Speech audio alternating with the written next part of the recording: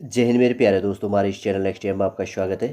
देखिए, Uttarakhand subordinated service selection commission के द्वारा 11 अप्रैल 2025 को उत्तराखंड के अंतर्गत पर समूह ग के अंदर वैकेंसी यहाँ पर अपडेट किया गया है। जैसे कि कहा गया है कि सहकारी समितियों के अंतर्गत पर, ठीक है ना।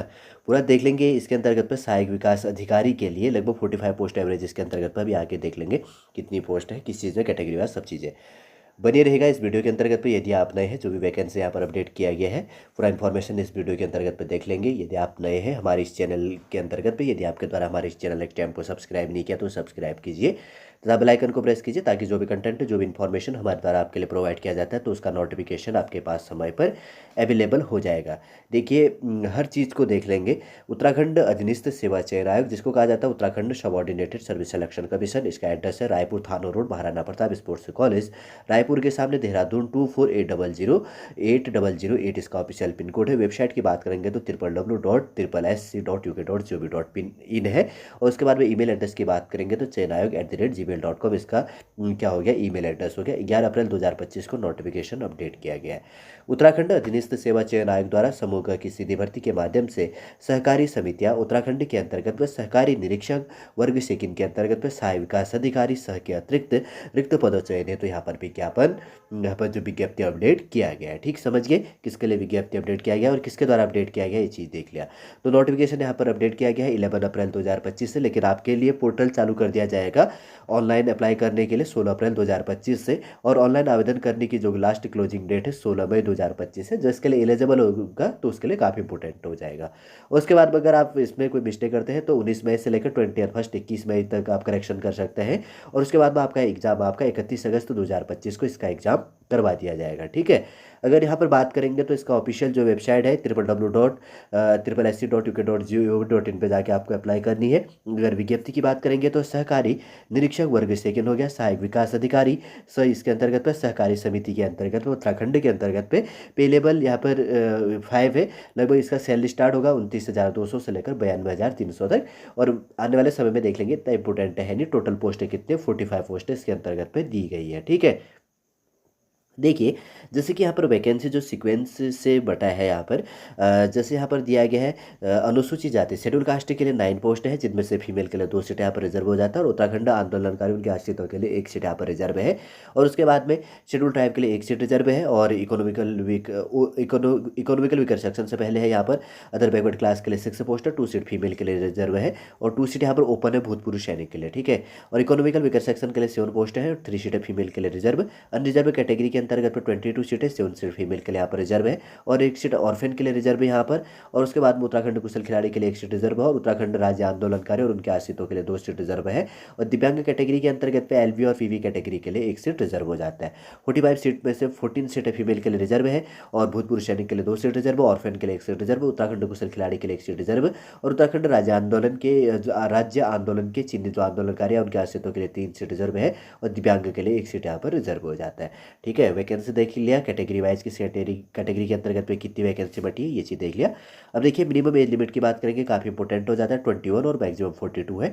और यहाँ पर इंपॉर्टेंट एजुकेशन जो क्वालिफिकेशन है, इसको ध्यानपूर्वक सुनिएगा।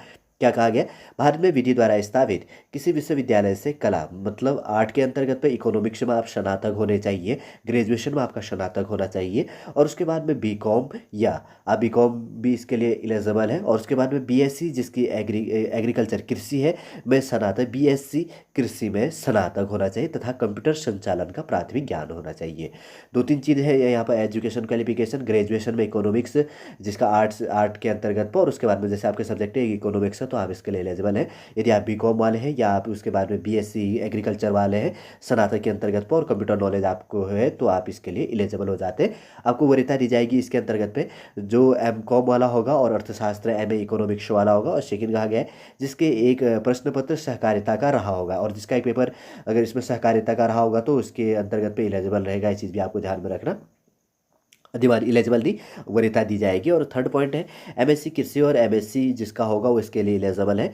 और उसके बाद में फोर्थ नंबर की बात करेंगे तो जिसके पास V N Mehta institute of cooperative management Poona से सहकारिता में स्नातकोत्तर जो डिप्लोमा होगा तो वो इसके लिए एलिजिबल होगा तो होगा, लेकिन उसको वरीयता दी जाएगी। ठीक है, अब इस ये जो ये फोर्थ नंबर का पॉइंट है तो इसको बहुत कम लोग जानते हैं। वीएन मेहता जो इंस्टीट्यूट ऑफ कोऑपरेटिव मैनेजमेंट पूरा से जो सहकारिता में स्नातकोत्तर डिप्लोमा बहुत कम मिलते हैं ऐसे वाले में।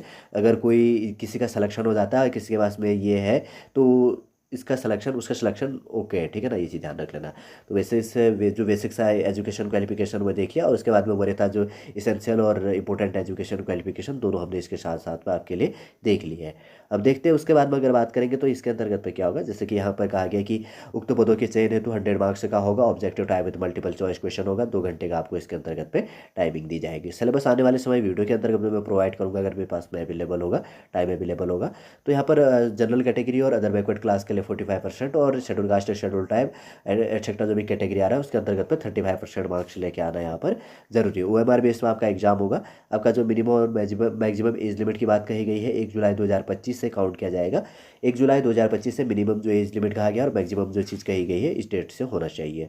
समूह ग के अंतर्गत पे यहाँ पर वैकेंसी अपडेट किया गया। नेशनलिटी होनी चाहिए और करेक्टर अच्छा होना चाहिए, फिजिकल सही रहना चाहिए, और जिसको रिजर्वेशन दिया जाता है तो उसके इसके अंतर्गत पर रिजर्वेशन दिया जाएगा। ये चीज़ भी आपको ध्यान में रख लेना है। और उसके बाद में अभी फॉर्म फीस की बात कर लेंगे। फॉर्म फीस क्या चीज़ है, जैसे यहाँ पर स्पोर्ट्स लेवल है, लेवल 5, 6, 7, 8, 9, 10 जो भी कैटेगरी के अंतर्गत में यहाँ पर दिया है 5, 6, 7, 8 और 10 कैटेगरी का है।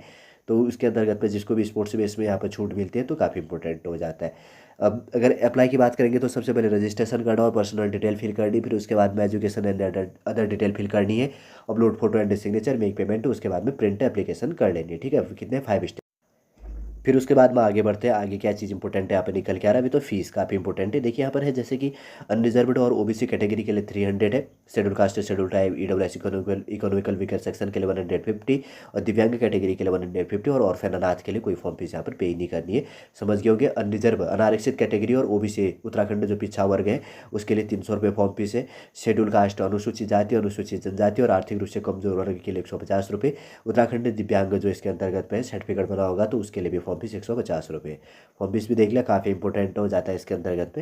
वैसे तो बेसिक से पॉइंट है तो मैंने पूरी रिलेट कर दिया। अगर मेरे पास में टाइम अवेलेबल होगा तो मैं आने वाले वीडियो पर आपके लिए इसका सिलेबस प्रोवाइड कर दूंगा। देखिए उत्तराखंड अधीनस्थ सेवा चयन आयोग के द्वारा यहाँ पर सहकारिता समिति उत्तराखंड के अंतर्गत पे सहकारी निरीक्षक वर्ग सेकंड और सहायक विकास अधिकारी के लिए जो 45 पोस्टों के लिए नोटिफिकेशन अपडेट किया गया 11 अप्रैल को। आप फॉर्म फिल करेंगे 16 अप्रैल से लेकर 16 मई तक, 19 मई से लेकर 1 मई 2025 तक करेक्शन करेंगे। 31 अगस्त 2025 को एग्जाम होगा और यहाँ पर 45 पोस्ट दी गई है और कैटेगरी वाइज जो वैकेंसी दी गई है वो चीज़ हमने देखा। ये और मिनिमम एज लिमिट 21 और मैक्सिमम 42 है 1 जुलाई 2025 के अंतर्गत पे। और इंपॉर्टेंट एजुकेशन क्वालिफिकेशन और इसेंशियल जो इसके अंतर्गत पे एजुकेशन क्वालिफिकेशन है वो हमने इसके अंतर्गत पे देख लिया। फिर उसके बाद में एग्जाम पैटर्न में क्या चीज़ होगा, कितने घंटे का पेपर होगा वो चीज़ देख लिया, और कट ऑफ कितना रहेगा इसमें ये चीज़ भी मैंने बता दिया है कि कितने % मार्क्स लेके आना जरूरी है कैटेगरी वाइज। वो हमारा आपका एग्जाम होना है। फिर उसके बाद में फॉर्म फीस संबंधी जो चीज़ें थी वो चीज़ भी सारा हमने यहाँ पर डिस्कस कर लिया। ठीक है, जो भी आपके जानने के लिए इंपॉर्टेंट है। आने वाली वीडियो में अगर मेरे पास में टाइम अवेलेबल होगा तो मैं इसका सिलेबस प्रोवाइड कर दूंगा, जो भी इसमें सिलेबस होगा। उम्मीद करूंगा दोस्तों जो भी यहाँ पर उत्तराखंड अधीनस्थ सेवा चयन आयोग के द्वारा जो सहायक विकास अधिकारी जो यहाँ पर सहकारी समिति के अंतर्गत 45 पोस्टों के लिए जो वैकेंसी अपडेट किया गया है सॉलिड रूप से हमारे द्वारा उसका वीडियो आपके लिए यहाँ पर प्रोवाइड कर दिया है और सॉलिड रूप से समझाने की भी कोशिश की गई है, जो भी पॉइंट आपके जानने के लिए इंपॉर्टेंट थे फॉर्म फिल करने के लिए। यदि आज का वीडियो आपको अच्छा लगे तो लाइक कीजिएगा, कमेंट कीजिए और हमारे इस चैनल नेक्स्ट टाइम को सब्सक्राइब कीजिए। वापस हम नेक्स्ट क्लास के अंतर्गत आपसे मिलेंगे। जय हिंद, जय भारत।